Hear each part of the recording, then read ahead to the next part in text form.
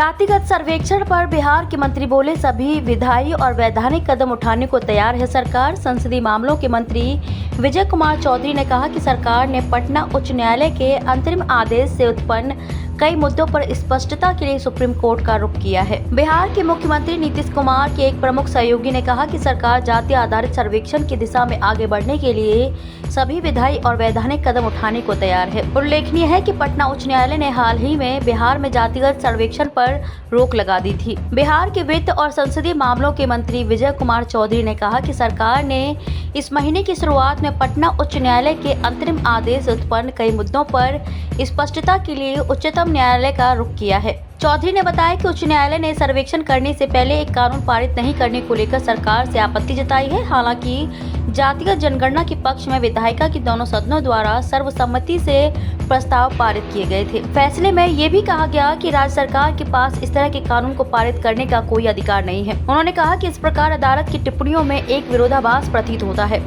इस मामले की जल्द सुनवाई का अनुरोध करके संदेहों को शीघ्रता से दूर करना चाहते थे, जिसे जुलाई तक के लिए टाल दिया गया है। उच्च न्यायालय सहमत नहीं था, इसलिए हमने अब शीर्ष न्यायालय का रुख किया है। चौधरी को उच्च न्यायालय के आदेश में एक और बिंदु पर विरोधाभास दिखाई दिया, वह यह था कि सर्वेक्षण के तहत जुटाई गई जानकारी नागरिकों की निजता के अधिकार का उल्लंघन कर सकती है। मंत्री ने पूछा कि उच्च न्यायालय ने स्पष्ट रूप से कहा है कि राज्य सरकार इस कवायद के तहत उसी प्रकार की जानकारी एकत्र कर रही है जैसे कि केंद्र सरकार द्वारा मतगणना के दौरान की जाती है। अगर जनगणना नागरिकों की गोपनीयता का उल्लंघन नहीं करती तो हमारा सर्वेक्षण नागरिकों की निजता के अधिकार का उल्लंघन कैसे कर सकता है।